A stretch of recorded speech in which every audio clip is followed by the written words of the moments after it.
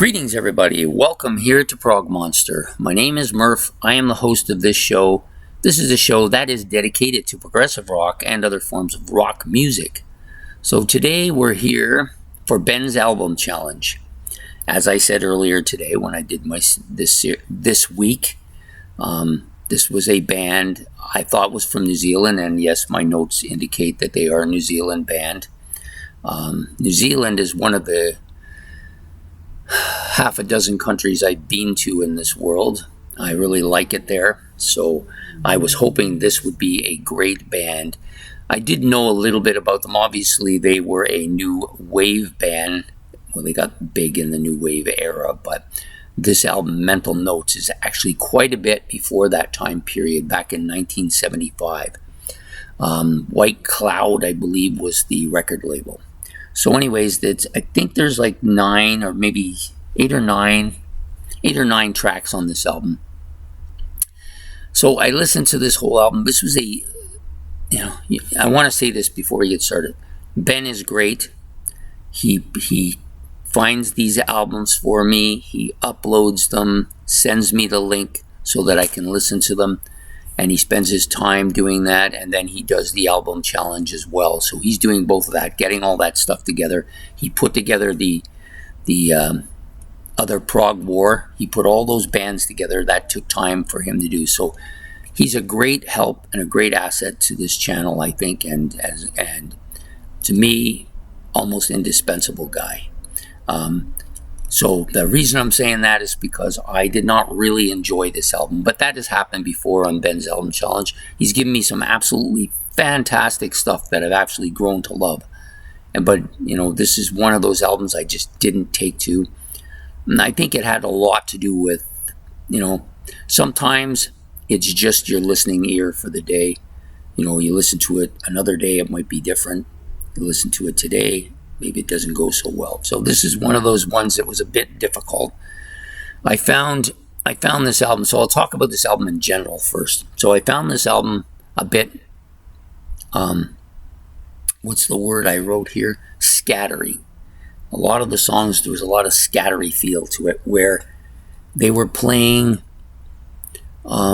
songs and there's just too many different instruments, and they all seem to be incoherent. Some of them are going together, some of them are doing something else. There's a lot of, I would call it maybe, on some of the tracks I almost went as far as call it racket.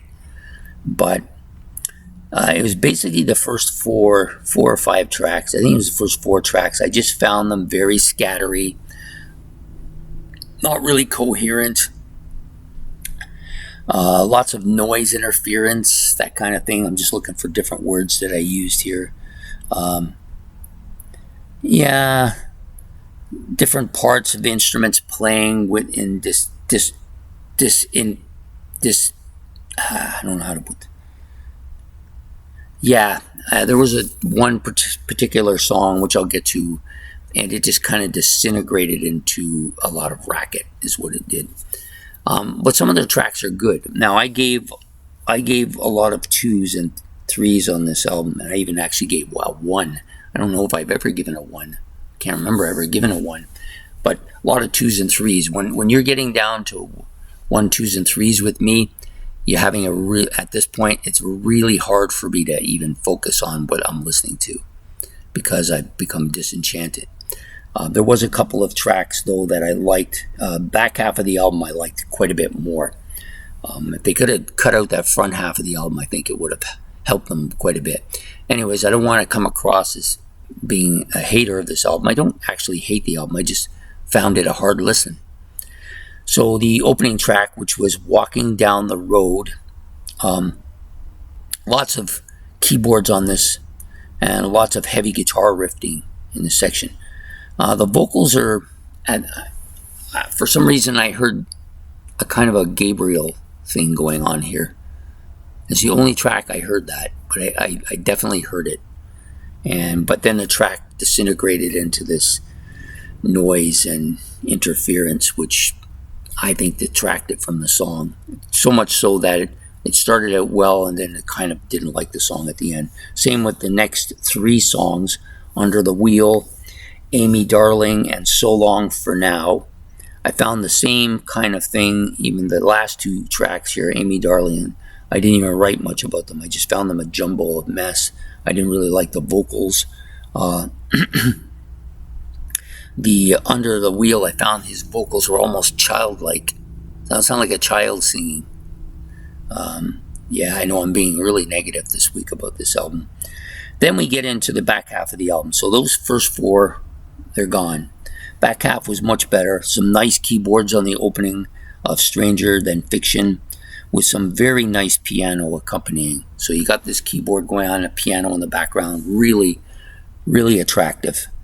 And then again, it started to disintegrate into this kind of rackety and chaos, which I didn't care for.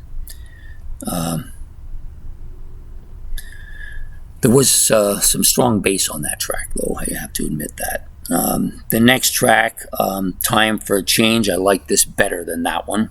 I didn't mind that one. I almost passed that one, but this one I passed.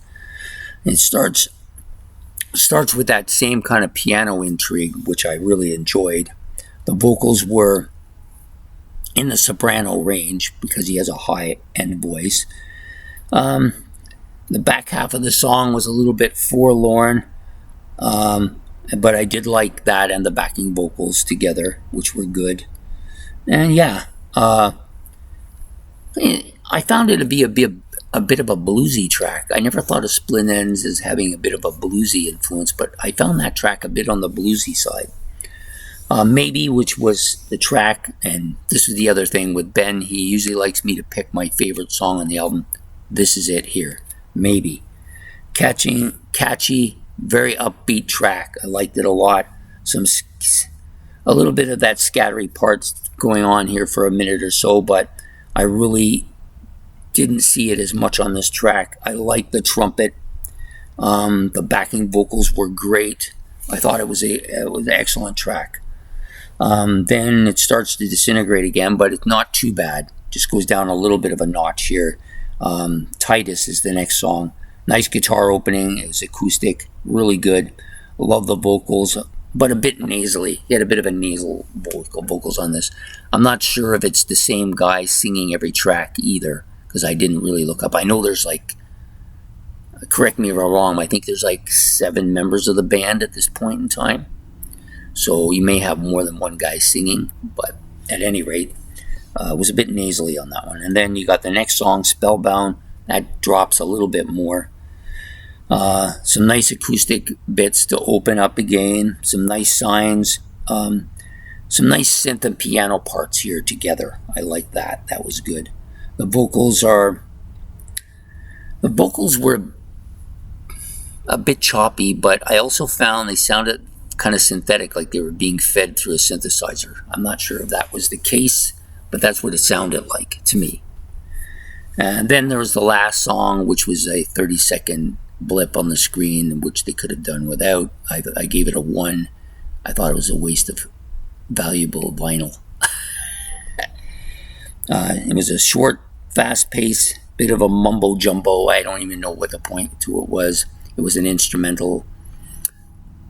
Sometimes people put those little instrumentals like Black Sabbath's Volume 4 with the NX.